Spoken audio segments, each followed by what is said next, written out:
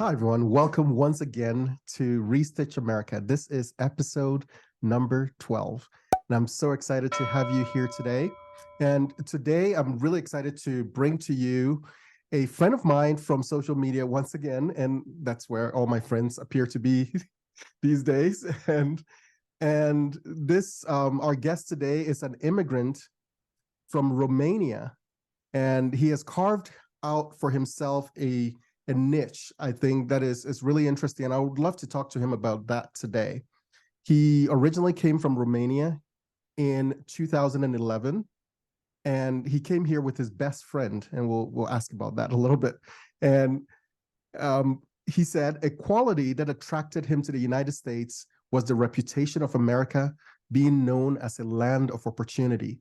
Through promotions at work, he has had the opportunity to live in states like New Hampshire and Vermont. And now he has been able to move to Kentucky because he needs a little bit of warm weather. And so on March 4, 2021, he started a Facebook and Instagram page called Defend Not Defund in response to the anti-cop sentiment in the nation. Within a few months, that turned into an account that he calls the Conservative Immigrant, which he currently uses. He never thought he would get to the point he is now, discussing politics online. His passions are politics, motorcycles, and corporate leadership. And I asked him about his fears, and he says he has a fear of heights, a fear of ticks. You have to explain that. and from what I see from him, he is basically your everyday guy. And I'm really excited to have him here today. So Bogdan, welcome to Restitch America. And I want to start by first doing some icebreakers so people can get to know you a little bit. So first question I have for you is, what is your favorite food in America?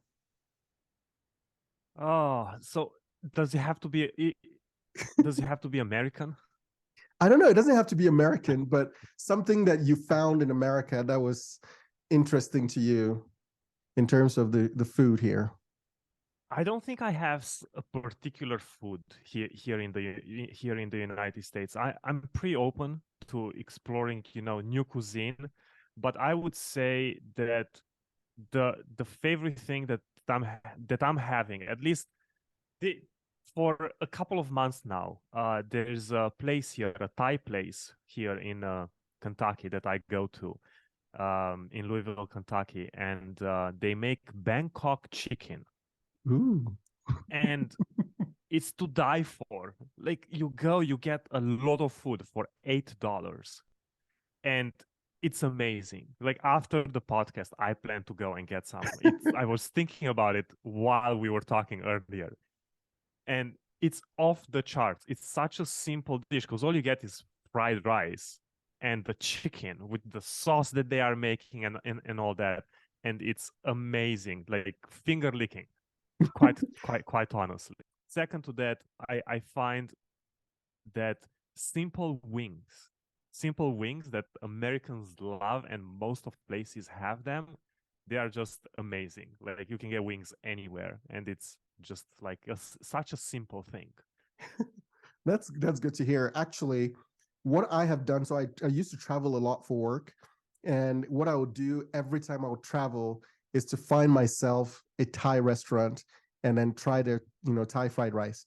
So I am in love with Thai food, and I love Thai fried rice, and I get it everywhere I go. So that's something we have in common. Yeah, it's really good, like really, really good. And apparently it's very nutritious. That's good. All right, so next question. What do you think people misunderstand about you? Oh, this is easy. Everybody thinks that I'm a Russian spy because of my accent and because of my political affiliation.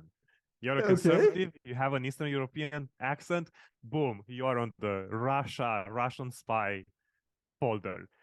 When it couldn't be further from the truth. It just kind of, I'm not trying to belittle anybody, but the entire Eastern Bloc in Europe, that entire geographic area, because of original accents, our English accent sounds very Russian. And there are quite a few countries over there, none of them affiliated with Russia. And our accents will be similar with The hearing Russian. a Russian person talk. So that is like from a political standpoint, right? Because we are doing politics here. That is the number one thing that people are like, oh, you're a Russian agent. Yeah, definitely. All Definitely. I right. play So pool with Putin in the backyard. it's good to know that we're not, colluding with Russia here in this podcast right now. Yes. All right, good to hear. Okay, so now that we know that, I just wanted to learn a little bit about your background. So you came here in 2011 for the first time. Was that your first time to the US? Yes, it was in Okay, 2011, June 20th. We landed in so that is Boston. that is cool. So I, always wanted to know, like, what do people think about, America prior to coming to America? But before we even talk about that, I know very little about Romania. And so give us a little bit of a background. And what I mean by that is give us a sense of your growing up in Romania, kind of what were your aspirations and dreams, and why America, and how did you view America prior to coming here? So I grew up on the west part of the country in a big city called Oradea, um, a few miles from the border with Hungary. I was raised by a single mother from a teacher's salary because my dad left when I was 4. Um, and she she was really tough. She was really tough with me. Um, we we lived in a 2-bedroom apartment. I had my room, my mom had her room. And I went to college to a different city, like 3 hours away, to Timișoara, which is also on the part of the west part of the country. There I studied computer science for 3 years. I graduated with a computer science degree. And after that, I enrolled in a master's program, which was something similar to like financial banking, information systems, something, Okay. something. I don't know how to, because if I translate it literally, it makes no sense for anybody here. So something to do with information systems in the financial institutions like banks and so on and so Okay. forth. In college, I met my best friend. His name is Konstantin. In the first year of college, and we remained great friends to this day. I looked at him as a brother this entire time, especially being an only child. And it was around 2010. We were at a party in college, and he looks at me, and you know how college parties go. I don't have to explain it to anybody. He just looks at me, and he's like, "We should go to America." And that was around 2010. We enrolled in an exchange program with a work exchange program, and we came to the United States in 2011. He ended up going back home. He was never he was interested in the United States. I don't want to say he was never interested in the United States, but he went back home. He wanted to go back, to Romania. I wanted to stay because America always kind of attracted me in a sense. And part of that, because you asked me, how people see the United States in my Mhm. country and overseas, part of that it's the great um, ads, so to speak, that Hollywood is putting out with every movie. Mhm. Inadvertently, one way or the other, you end up, liking America. And not only that, but throughout the world, throughout my country, and I knew people at home that came to the United States and went back home, and several of them, and every one of them, the narrative was the same. You can do whatever you want in the United States. This country is going to give you the tools and the means to do something with your life. All you have to do is take it. All you have to do is have a little bit of determination, have a little bit of will, put a little bit of effort, sacrifice a little bit in order to gain a lot. So this this was kind of the narrative, so to speak, from everybody that I met that came to the United States and went back home, or came to the United States, stayed, and was just visiting family and friends Okay. at home as the land of opportunity. Not so much the land of freedom, because it wasn't a topic in the conversation, but definitely it was always, every single time, referred as the land of opportunity. So when we came here, our first job was in a restaurant, in a seafood restaurant. The smell was awful, horrific. However, we made it. We did our job. We went to Mhm. work. With our accent, we made bank in tips. 100%. Like, we really made a lot of money in tips because of our accent. Because the clientele for that seafood restaurant was, how to say this, a little bit older. So all the ladies, they would hear the accent, and it would be, the tips were there. So kind of in simple, in just a few phrases, that is my journey to the United States. Um, and I'm really grateful. And quite honestly, I don't have many regrets, because we can't take time back. But I will say for everybody watching that I sacrificed more than I remember and more than I care to remember. And I definitely made a ton of mistakes along the way. But all of those got me to where I am today. All of those got me to this great country, and to be a successful and contributing member of society in this amazing country that we all call home now, because of the decisions that I made, because I took the opportunities that were given to me by society, by this country. I took opportunity of them, and all of them culminate to where I am today. And I can't wait to see where I'm gonna be in 5, 10 years. Um, it wasn't easy, just like nothing is. I mean, we came here with $500. That's how much I had. $500 when I entered the country, and that $500 had to last us for about 3 weeks. Because keep in mind, new immigrant to the country, no social security number. Even if you have a lined up job, nobody's going to hire you without that number. They are not even going to look at you.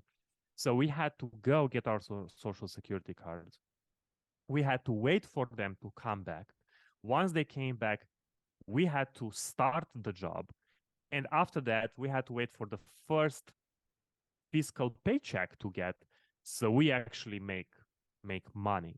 So there was about 3 weeks of us managing $500 for about 3 weeks, and in order for us to be able to start working and making those tips, and so on and so forth. And of course, we had like second jobs. Like, everybody was working from the moment from 7 a.m. to like 10 p.m. I say this a lot. Actually, I was talking with one of my employees the other day, because she was struggling with a few things, and I kind of told her this experience of mine, working 7 a.m. to 10 p.m. for a while, to get to that point where, if you're smart and you manage your money consciously, you can get financial independence. Even as a Mhm. new immigrant in the country, even as a new immigrant in the country. Um, and in simple terms, there was a struggle. We worked a lot. We didn't really party. We didn't take vacations. We didn't go skiing for a week somewhere. We had no cable. We weren't paying for anything that we didn't need. So we had a phone bill, and the rent, and that's it, kind of, and the Okay. utilities that were afferent to that. But Okay. besides that, we were very composed with what we were doing. Well, majority of us, because Bogdan here, I have a spending issue. I was buying clothes left and right, which is why, from my entire group of friends, every immigrant that I know, they own their home or their apartment or their condo, and I'm renting. And it's not because America is bad. It's not because something held me back. It's not because, patriarchy or oppression or anything like that. It's because of the financial decisions that I made when I came to the country. And I got to a point, Alma, where I was renting a 2-bedroom apartment. And because I needed 1 bedroom to be like a closet, it got to that point. So by the But time I woke up, it was. It was, oh my Okay. God, what have we done? Okay. So S- let me stop you for a quick second. And so we've talked about kind of your journey to America, being in Romania and waking up one day and saying, okay, let's go to America. And so right now, most of your work online, it relates to politics.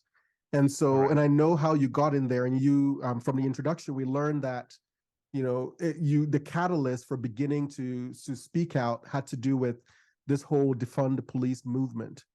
But before we talk 100%. about that, I want to go back a little bit to your beginning in Romania. What was the political landscape for you growing up, and what did you see? And was there any kind of yearning for a different system, or what was it like over there? So keep in mind that I wasn't really involved in politics in Romania, and my knowledge is not. I have more of a knowledge than about politics in the United States than I have about Romania. Okay. I left Romania when I was 23. So uh, Romania, still capitalist country, former communist country. Communism ended in Romania in December 1989 through a coup. The communist dictator Ceausescu and his wife were put against the wall, and we're just gonna leave it at that. There are a lot of buildings in some cities in Romania where you can still see the bullet holes in the walls, at least in the city where I went to college. And somebody said, I don't know who said that now that communism fell in Romania, Romania is going to need another 20 years to know what freedom actually is. Well, 20 years have passed, and from what I hear, things are much better now than they were when I left. The country is more developed. However, corruption is rampant in Romania. Crime is not anywhere near the crime in the United States, but organized crime, it's a big thing. It's a big deal as well.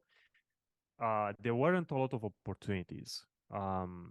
Before my time, people were standing in line for bread. The bread was rationed, just like everything else, similar to everywhere else where communism was tried.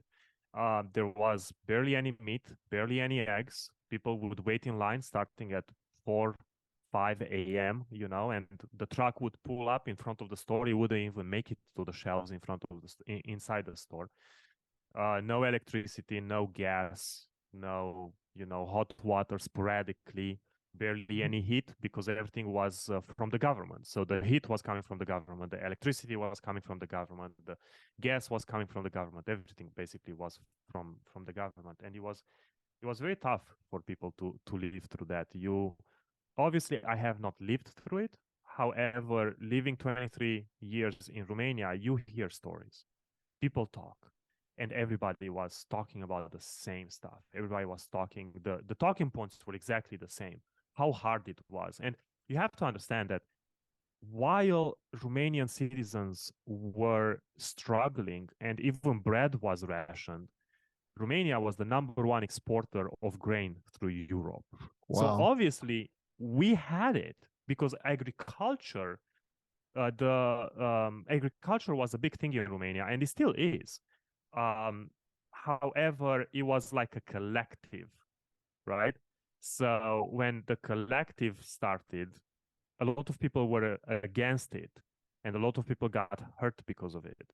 And everything just spiraled down, basically. So I hope that paints a clear picture of how it was. That's Things good were to much hear. better. Things were much better as I grew up. Okay. I don't remember. I always had cooked food at home, always. Even though my mom was working as a teacher, I can say that she was having a job and a half because she was tutoring at home Okay. as a mathematics teacher. It's a tough subject. It's not for everybody. People are having a hard time, passing in math. And so she was tutoring at home. But regardless of all that, I always had cooked food at home. I always had everything that I needed, thanks to her hard work, through her Mhm. sacrifice. So, as a post-communist child, I haven't felt the how to say this, the hardships that a lot of people before me have felt. I mean, I was able to go to school. I was able to go to college. Are you I'm very saying privileged in are that. you saying that you did not adopt the oppression of the past? No, no, I don't have I didn't feel that the hardships, the real hardships that my fellow countrymen have dealt with before me were affecting me in any way. I had no generational trauma because Romanians had it hard, and the entire Eastern Bloc, right? The entire Mhm. Eastern Bloc was communist, so everybody had it hard. Imagine not having food. Imagine food being rationed when there was food. Imagine all political dissent would end with you behind bars. I have an uncle that, rest in peace, he was a priest, and he was arrested because he was a priest. There was no religion. Just like in Cuba, there's no religion in Cuba. They don't have, anything of sorts. And all that generational trauma is not affecting anybody in Romania. I can tell you that. I have never heard anybody put their shortcomings on the atrocities of the past, because we don't live in the past. We live in today's world. So what your life today is a direct reflection of what you do with what's given to you today. And life is not fair. I'll be the first one to admit that. But yeah, to answer your question, no, there's no generational trauma in All right. Romania. Nobody talks like that. Okay. So you left Romania, you came to America, you started working, and as you said, it wasn't easy, right? And that's the thing. I think sometimes people have this fantasy about America, which is not real. That hey, you're going to come here and somehow success is going to beat the way to your door and find you. On the other hand, it seems like just like you said in the beginning, this is a land of opportunity, and opportunity is something that you have to basically. It's almost like I would describe it Yeah. as like a the thought that comes to my mind is like the rodeo, right? You Yeah. jump on the bull, right? And that's opportunity, and you have to Yeah. figure out how to hang on, right? You have to hang on, and it's going to try to buck you off, but you only need to hang You on have to hold long on. enough, Yeah. for success to come. And it's going to throw things at you, and you have people around who can help you if things get too crazy. But you have to have that determination, that courage, that risk taking to actually get on the bull and ride it for 8 seconds. I think that's the American experience. It's all about personal grit, personal, Yes. perseverance, personal determination, and a willingness to take hold of the opportunities that are put in front of you. And I think that's what you were describing with your experience here. So let's move on to um, 2020, right? COVID happens, and then actually before COVID, it's the George Floyd thing happened, or actually that happened right when COVID started, and Yeah. and then we suddenly had this huge uproar in the entire country. Now we've had such demonstrations in the past with other police shootings and so on that gave birth to organizations like BLM and so on, but with the death of George Floyd, I think a lot of people felt like something had shifted. This was different. This was on camera. It was caught on camera. And people felt like they needed to do something. And I don't blame people for feeling that itch of we need to do something different. But then what came out of it was this defund the police movement. And you, from your background, said you received basically a catalyst to begin to speak up when you saw that movement being pushed about. So tell me a little bit about that. Yeah, so you have to understand, I was living in Lebanon, New Hampshire. Shout out to the police department in Lebanon, New Hampshire. Amazing people, amazing people. Actually, I became friends with a few of the officers working in the Lebanon, New Hampshire police department. For anybody trying to give hate to them, they are no longer in the force. They retired. So like, there's that. But I was surrounded by amazing law enforcement. The community engagement that department in that small town had was compared to none. They were there. Their chief of police knew what he was doing. They cared about the community. They were involved in the community. They were helping the community. Amazing people. And then all of a sudden we have defund the police. Because in other parts of the country, police officers are messing up. Let's just call it what it is, right? And for me, it made no sense. Why are we taking a national approach instead of taking an individual approach? And this is something that I find in politics a lot. We try to have a one glove fits all, kind of a one size t-shirt for everybody. And obviously it's going to work in some cases, it's not going to work in some cases, it's going to fail and reap and so on and so forth. So this entire anti-cop sentiment that arose and was exponentially amplified after the George Floyd events definitely made me raise eyebrows. And it definitely, I was like, I've always been a little camera shy. I was never like into taking a lot of pictures and like recording myself and anything like that, which is surprising considering where I am today. Right? But I was like, something has to happen. And it was really bothering me. It was something that was really bothering me. And I was living I moved to Vermont with work, really close to Montpelier, Vermont, which is like the liberal center of Vermont.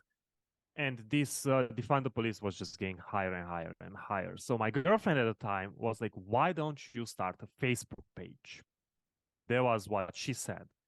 And on, I think it was March 4th, I created the Facebook page, Defend, Not Defund, where basically what I was doing was very simple. The whole idea was very, very simple.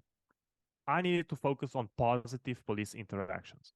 So what I was doing, I was writing, I don't want to say articles, but like small comments, like a script for a 1-minute TikTok. That's all it was. About various police encounters and incidents throughout the country. I was posting videos of police engagement in the community. I was posting videos of police officers saving lives or preventing a suicidal maniac from taking his life or her life. I was posting videos of police officers saving kids, rescuing the dog. Like anything that you can think of that was putting police officers in a positive light, I was doing it. I even spent money to make some yard signs. They were defend, not defund, with the thin blue line in the middle.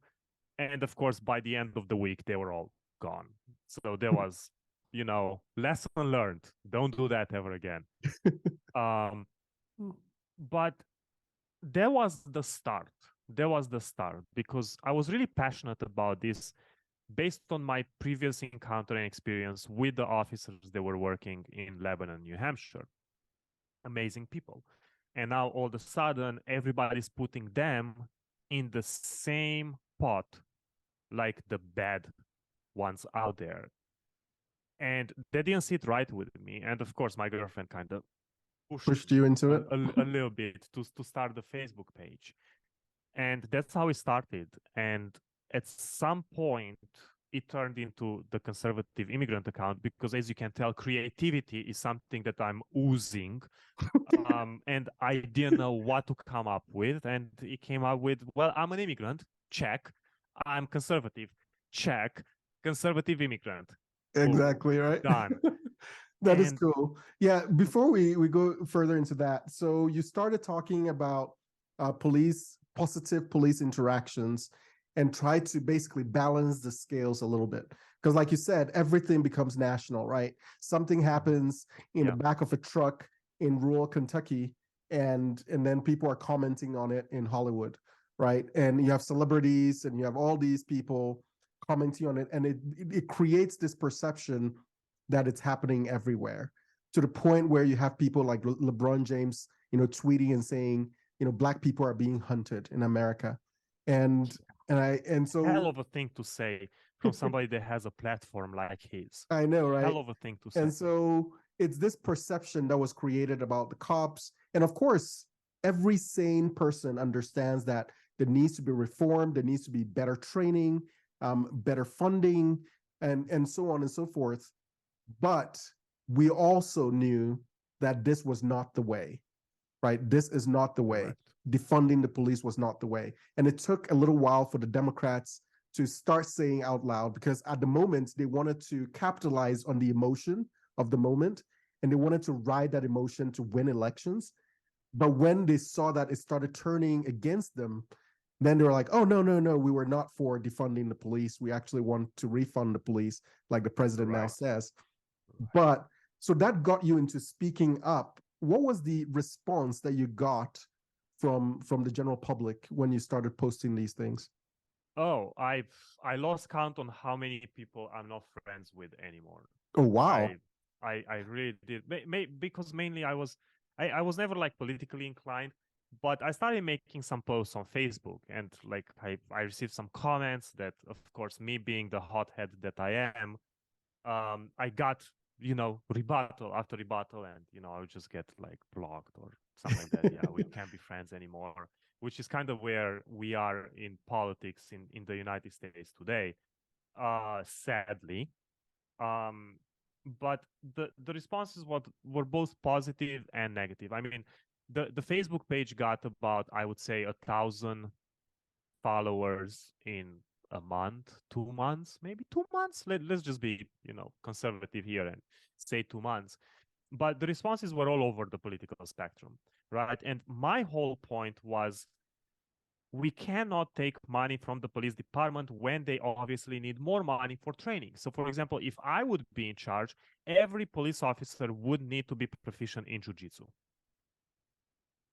Very simple, because the moment you are capable of taking one or two people down without unholstering your firearm, you're already in a much better position. You are confident. Obviously there are different situations and circumstances, but the general consensus is very simple. If you are proficient in a self-defense art like jiu-jitsu, you are less likely to use force or deadly force for that matter against an attacker. And this is, again, not a blank statement, but more of a general Rule. assumption.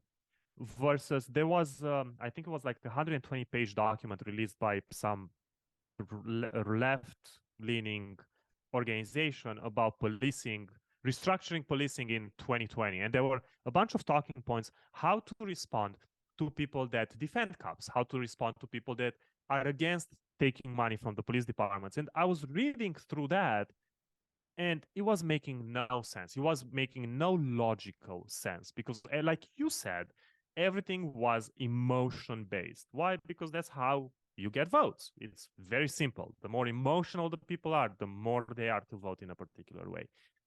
And it started, I don't want to say it started stagnating, because I think right around that time I started making videos on TikTok.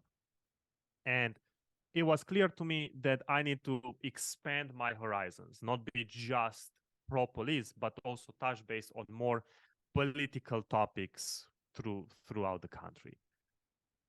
Okay.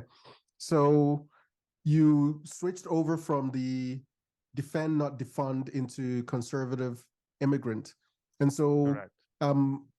As we kind of, get closer to wrapping up this conversation, I want to understand kind of where that came from.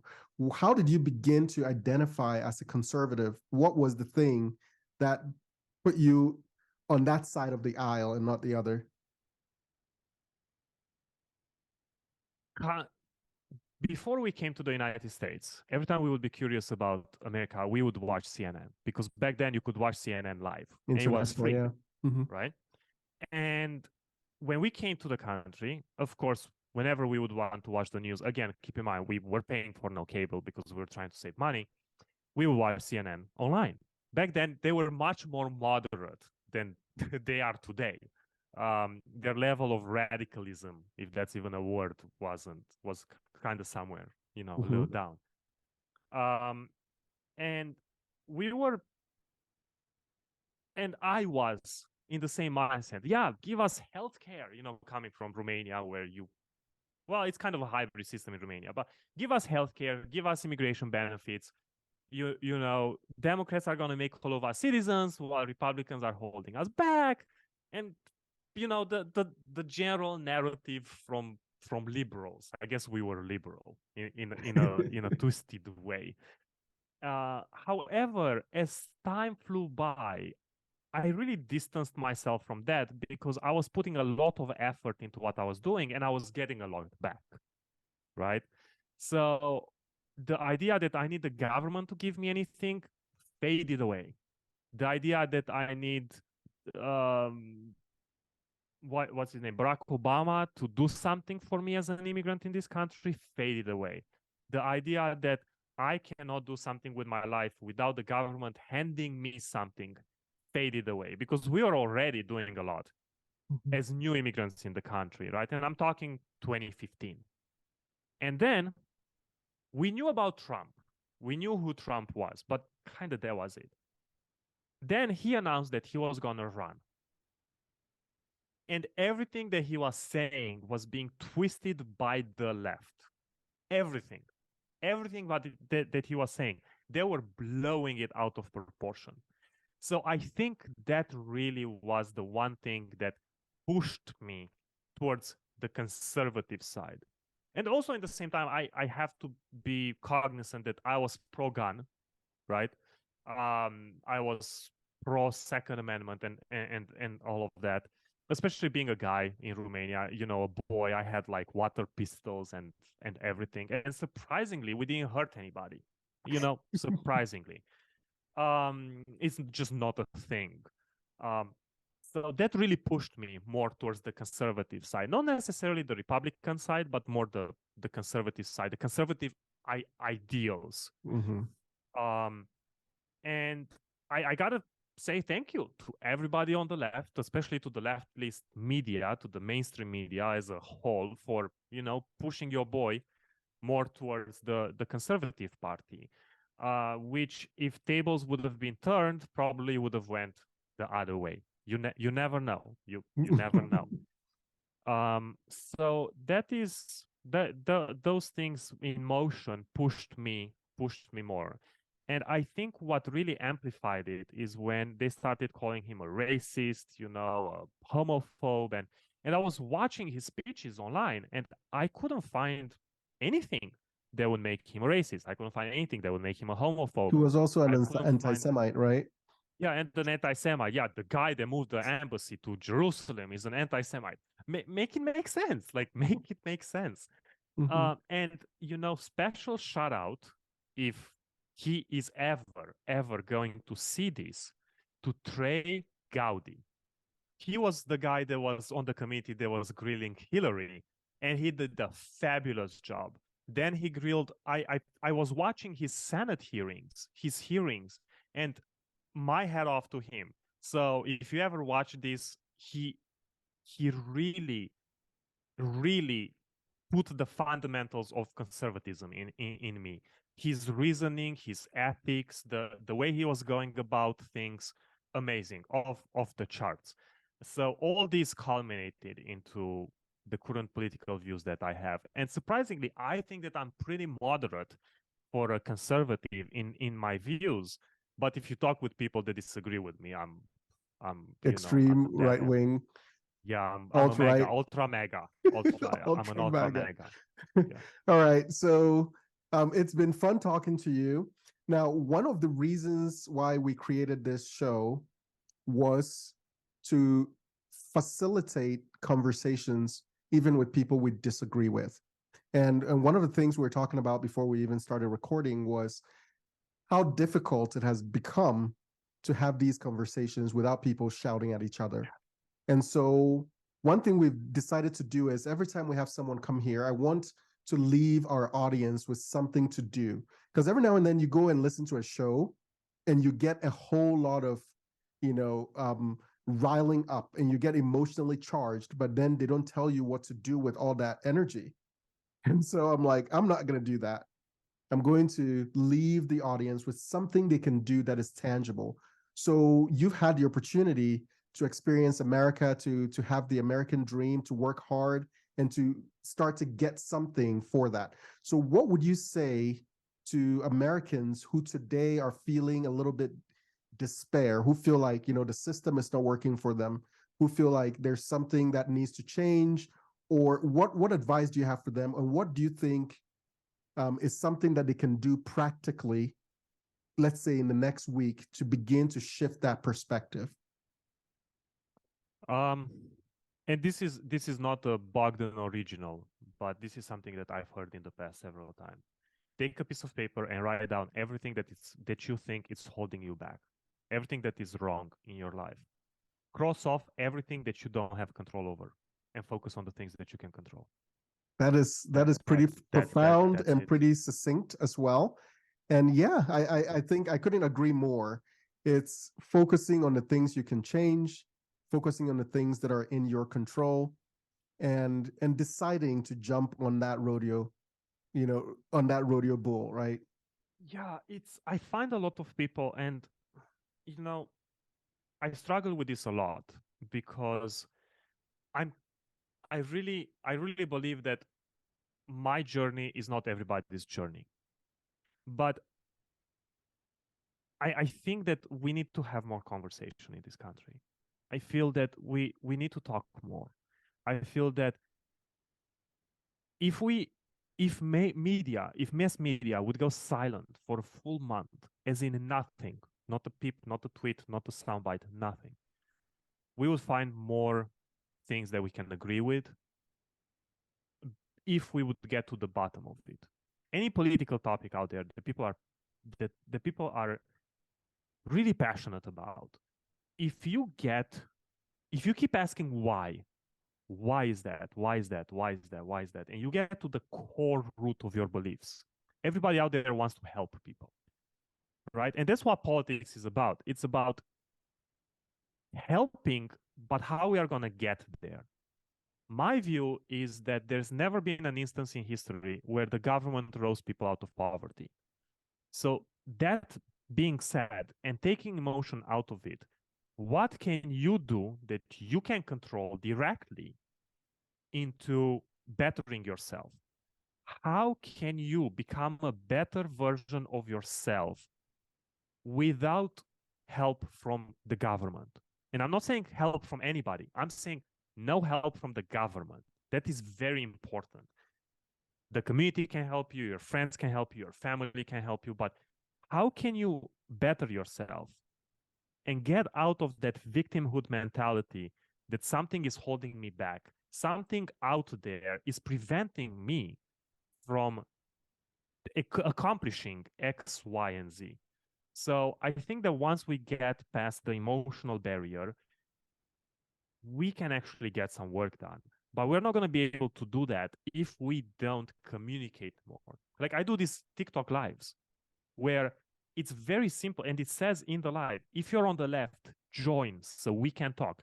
I'm not trying to have a debate. I'm not trying to have a pissing contest. Okay. I want to have a conversation. And actually, I got to hand it to, I think she was about 20, college girl from New York City that was very in favor of the new gun laws from New York City, where you can't carry a gun in the subway, you can carry a gun on the bus. And I'm like, who do you think is hurting most by this? The single mother that is working 2 to 3 jobs, that rows the bus at 5 a.m., rows the bus at 10 p.m., that has to go on the streets at home because she has 2 or 3 kids to feed. They are the ones that are being hurt the most by these policies. And by the end of the conversation, she kind of saw it myself. She kind of saw it herself. And she asked me, what is your ultimate goal? And I was like, my ultimate goal is that single mothers like that woman have the means to defend themselves if they choose to do so. I'm not trying to put a gun in every single mother's hand. I want them to have the opportunity. And that's all it is. This country is about to give you the opportunity. That's all we want. Give me the opportunity to do something with my life. That's simple. Thank you so much. I think this discussion has been very insightful, and I'm grateful that you took the opportunity to come and talk to us and talk to our audience.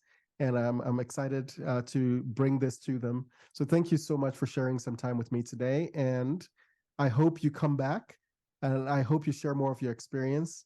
And so I'm excited to have had you today. Yeah, thank you so much for having me, Alma. And I know we tried to do it in the past. I think it was September, October of 2020, and it just didn't work out. But yeah, great to talk with you. I enjoy your content, and I think you're gonna do great things in this country. Oh, thank you. Thank you for your support. Likewise. All right. So thank you everyone for listening to our episode of Restitch America. If you enjoyed the show, please remember to share, like, and comment. And also, if you want to connect with Bogdan, please do so. He's on social media as Conservative Immigrant on TikTok and also on YouTube. So just search for that title, and we will include all his contact information in the description of this video. So you'll be able to reach out to him as well. So thank you once again for joining the show, and we will see you next week.